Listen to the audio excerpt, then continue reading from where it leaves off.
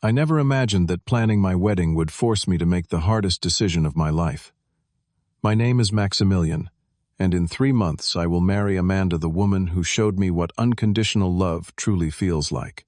Growing up without knowing who my father was left a void in my heart that my emotionally abusive mother refused to fill.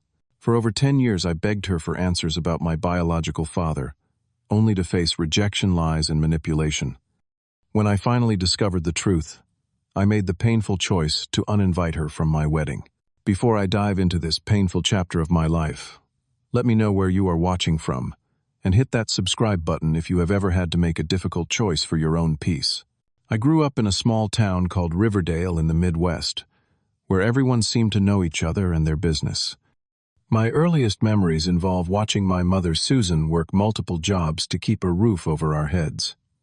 We lived in a modest 2-bedroom apartment on the east side of town, which was considered the wrong side of the tracks. While I never went hungry, I constantly felt the weight of our financial instability through the stress lines etched across my mother's face. The emotional abuse began subtly.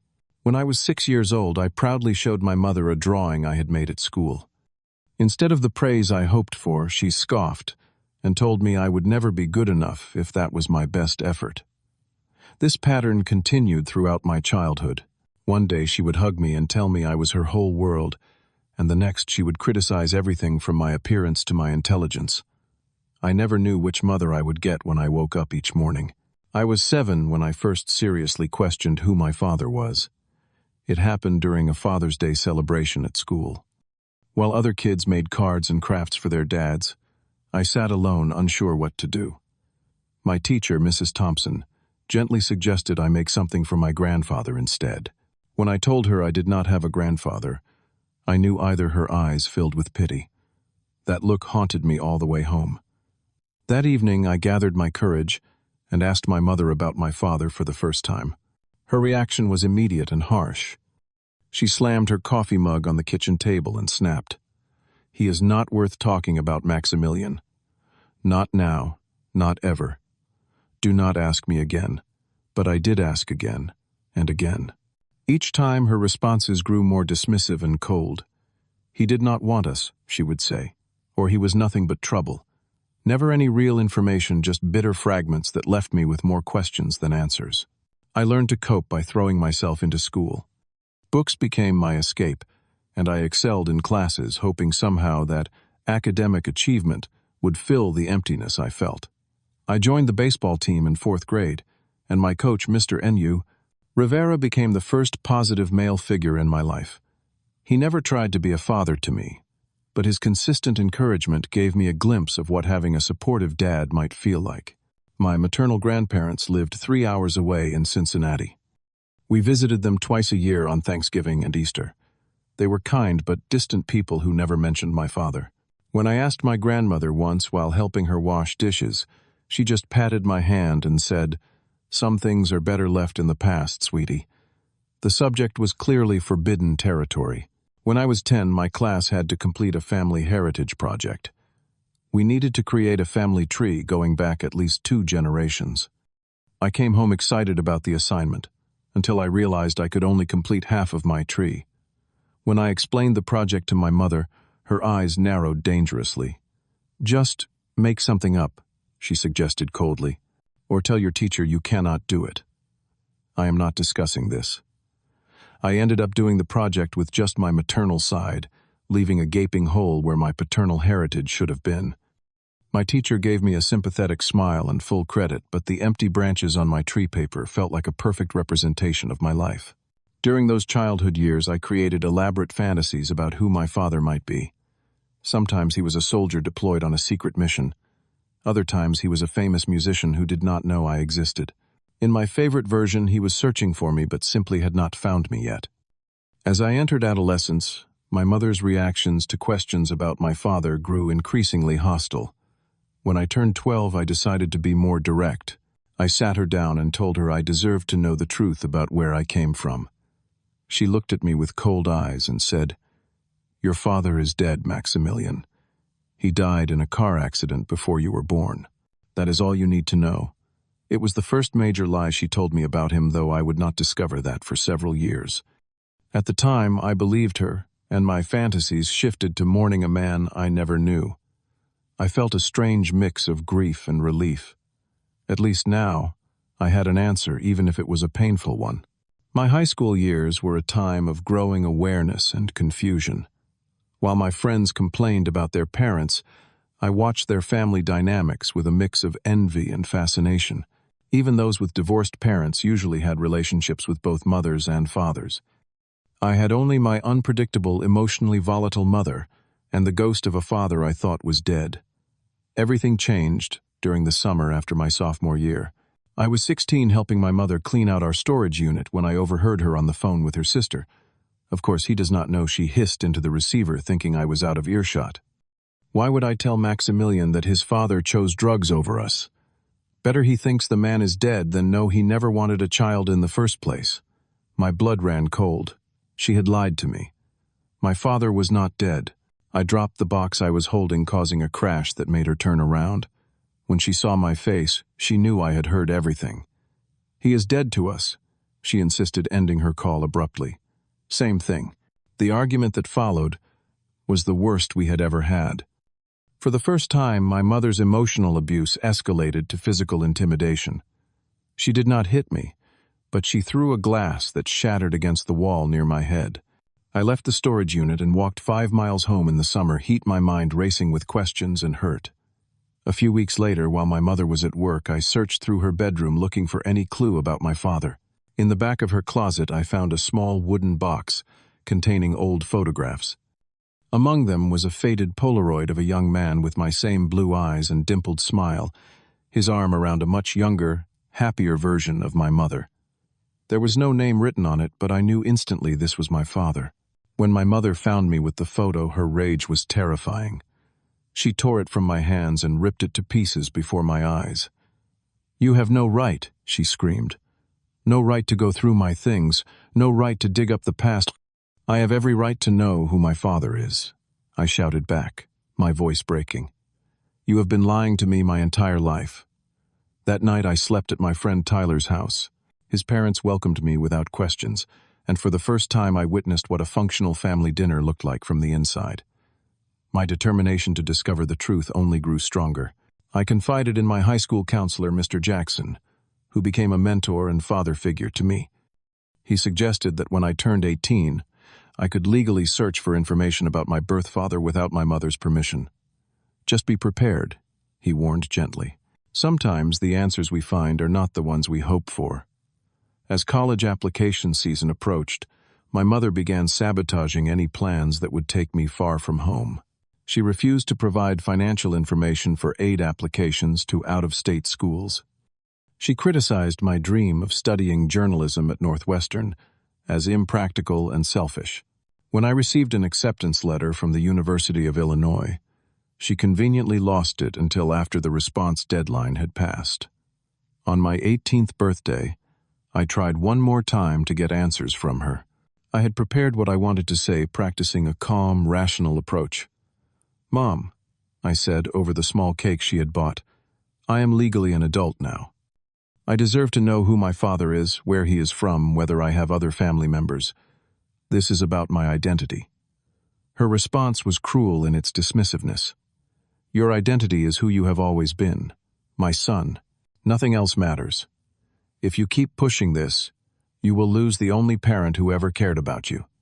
Despite her manipulation tactics, I made the decision to attend Ohio State University far enough to establish independence, but close enough that I could afford the trips home.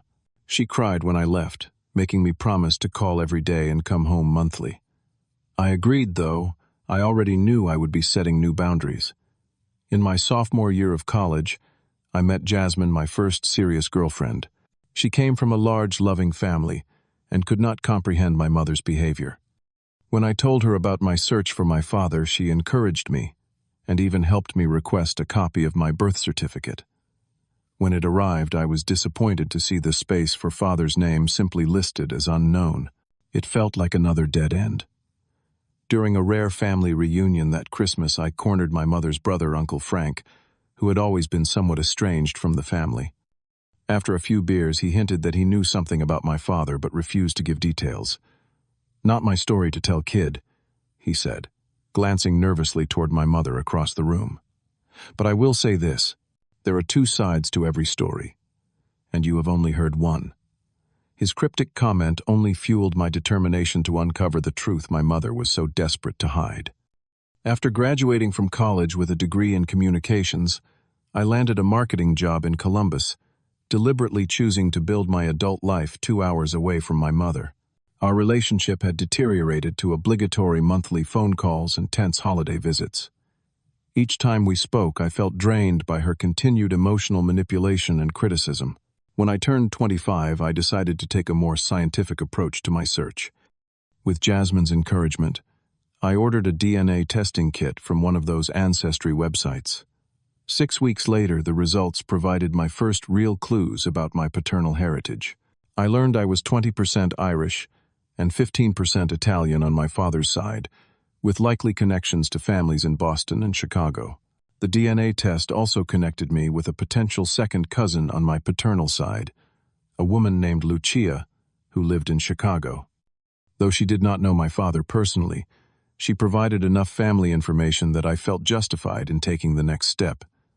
I hired Thomas Walker, a private investigator recommended by a colleague.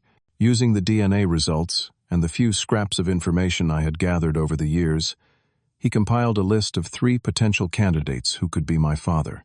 When my mother somehow learned of my investigation, she called in a panic. "Stop this right now," she demanded, her voice trembling, with what I now recognize was fear rather than anger. "You will destroy everything if you continue. Destroy what I pressed. The wall of lies you have built around me my whole life. You have no idea what you are doing," she warned. "If you do not stop, do not expect me to be there to pick up the pieces when the truth hurts you." I ignored her threats and proceeded with the investigation. The first potential father candidate was a man named Gregory Hansen, who had dated my mother briefly in college. The private investigator arranged a meeting, but one look at the man confirmed he was not my father. We had no physical similarities, and the timeline of his relationship with my mother did not match my birth. A week after this disappointing meeting, fate intervened in an unexpected way. My mother visited my apartment, bringing some old winter clothes she thought I might want. She accidentally left behind a tattered cardboard box containing old journals. When I called to tell her, she sounded panicked and insisted I not look inside and just mail the box back immediately. Of course, her reaction only ensured I would look. That night, I read through her journals from the year before my birth and the first few years of my life. What I discovered shattered everything I thought I knew. My father's name was David Thompson. He and my mother had been engaged when she became pregnant with me. According to her own words, written in moments of private honesty, he had been overjoyed about the pregnancy. But my mother had developed severe prenatal depression, and when combined with her existing trust issues from her own difficult childhood, she had convinced herself that David would eventually leave. In what she described as preventative action, she left him first, moving across 3 states without telling him where she was going. The most devastating revelation came when I read about the dozens of attempts he had made to find us over the years. Letters he had sent that my mother never showed me. Birthday cards returned unopened. Child support checks she had torn up rather than cash. Most heartbreaking were the entries describing times he had actually located us. Twice before I was 10 years old, he had found our address and come to see me. Each time my mother had threatened legal action, claiming harassment, and obtaining restraining orders based on fabricated allegations. "I know what I am doing is wrong," she had written in one particularly honest entry when I was 7. "But I cannot bear for Maximilian to love him more than me. I cannot risk losing the only person who has ever truly been mine." When I confronted her with the journals showing her the pages that revealed her deliberate campaign to keep me from my father, she erupted in the most abusive episode I had ever witnessed. She screamed that I had violated her privacy, that I had no right to judge her choices as a mother. "Everything I did was to protect you," she insisted, though her own writings proved otherwise. "You were protecting yourself," I responded, my voice surprisingly calm despite the storm raging inside me. "You stole my father from me because of your own fears. The revelation triggered what my therapist would later identify as an emotional breakdown. For weeks, I could barely function, overwhelmed by anger, grief, and a profound sense of betrayal. I took leave from work and began seeing Dr. Winters, a therapist who specialized in family trauma. It was during this dark period that Amanda entered my life. We met at a mutual friend's dinner party, and her quiet strength and empathy created a safe harbor for me. Unlike Jasmine, who had eventually grown tired of my family drama and left, Amanda never pressured me to simply forget the past and move on. She understood my need to find answers and supported my continued search. With renewed determination and Amanda's support, I followed the final lead from the private investigator.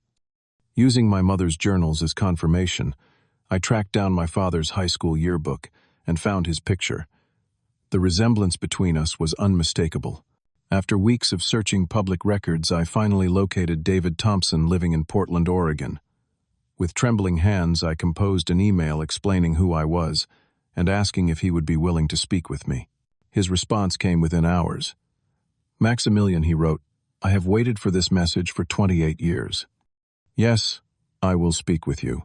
Yes, I am your father. And yes, I have never stopped looking for you." Our first phone call lasted 6 hours.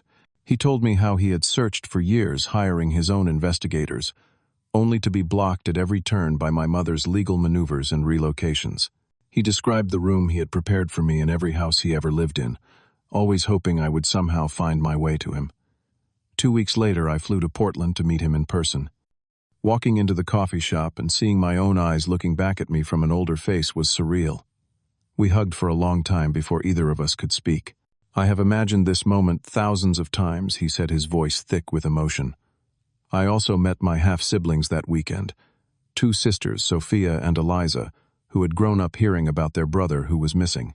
David had married when I was 10, and his wife Karen embraced me immediately as part of their family. Perhaps most valuable was learning about my medical history. The migraines I had suffered since adolescence were hereditary, it turned out. My father and grandfather had both experienced them. The family history of heart disease I had never known about meant I needed different health screenings than I had been getting. When I proposed to Amanda 6 months later, she suggested we use the wedding as an opportunity to merge my newly discovered family with the one I had always known. Despite everything, I still wanted to maintain some relationship with my mother. I hoped that seeing me happy and whole might help her come to terms with the choices she had made. Planning the wedding brought its own challenges. My mother automatically assumed she would play a significant role helping Amanda with dress shopping and venue selection. When I told her I wanted to keep things simple with just the 2 of us making decisions, she accused me of pushing her out of my life. In an attempt at reconciliation, I arranged a dinner with just the 2 of us. I explained that while I was still processing my feelings about her deception, I wanted her to be part of my wedding and my future. "I need you to understand something," I told her carefully. "I am inviting David to the wedding. He is my father, and I want him there." Her face hardened instantly. "If he comes, I will not. You have to choose Maximilian, him or me."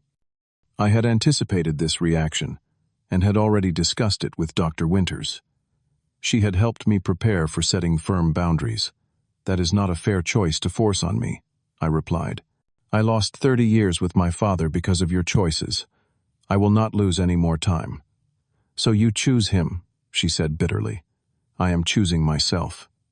I corrected her, "And I am choosing to have my complete family at my wedding." In a last attempt to get through to her, I asked her one final time to tell me the full truth about why she had kept my father away all those years. If she could just be honest with me now, perhaps we could begin to rebuild trust. Instead, she launched into the same defensive justifications and manipulations she had always used. She portrayed herself as the victim, claimed my father had been dangerous, and unstable accusations I now knew were completely fabricated. It was in that moment I made the hardest decision of my life. I told her she was no longer welcome at my wedding. "Until you can acknowledge the truth and take responsibility for the damage you have done, I cannot have you present on the most important day of my life," I said, my voice breaking, despite my resolve. The family fallout was immediate and messy. My maternal grandparents, now in their 80s, called to express their disappointment. My mother's sisters sent scathing messages about family loyalty. Only Uncle Frank reached out with support, confirming he had always known the truth, but had been sworn to secrecy. Through it all, Amanda remained my steadfast supporter. "This is our wedding," she reminded me. "It should be filled with love and honesty, not tension and lies." My biological father, David, offered to stay in the background to avoid creating drama. "This day is about you and Amanda," he insisted. "I am just grateful to be included." But I wanted him there fully prominently. He would sit in the front row during the ceremony. He would dance with Amanda at the reception. He would give a toast as the father of the groom. The wedding day itself was more emotional than I had anticipated. As I stood at the altar waiting for Amanda, I could not help thinking about the journey that had brought me there. The years of questioning and searching, the pain of discovery, and finally the peace that came with knowing the truth. David's speech at the reception brought tears to everyone's eyes. "For 28 years I carried a picture of a 2-year-old boy in my wallet," he said, his voice steady despite the emotion. "I never got to see him grow up, but I am beyond proud of the man he has become. To find strength and compassion in the face of deception, to seek truth, no matter how painful, these are the marks of a remarkable person. Maximilian, I may have missed your childhood, but I promise to be here for every day of your future that you will have me." In the months following the wedding, I maintained limited contact with my mother. I sent her photos from the wedding and updates about my life, leaving the door open for reconciliation if she ever chose to walk through it with honesty. Through therapy, I have learned that forgiveness does not always require reconciliation. I can forgive my mother for the choices she made out of her own pain and fear, without allowing those same patterns to continue harming me. The greatest lesson I have learned through this journey is that family is not defined solely by blood or by history. It is defined by love, by respect, and by the courage to be honest, even when the truth is difficult. As Amanda and I now discuss starting our own family, I am committed to breaking the cycle of secrets and emotional manipulation. I look to the future with hope, determined to build relationships based on trust and openness. The void that once consumed me has been filled not just by finding my father, but by finding the truth and my own strength in the process. Have you ever had to make a difficult choice between your own peace and family expectations? I would love to hear your stories in the comments below. If this resonated with you, please hit that like button and subscribe to hear more stories of family healing. Share this with someone who might be struggling with similar issues. Thank you for listening to my journey. And remember that sometimes finding your truth means making the hardest choices of your life.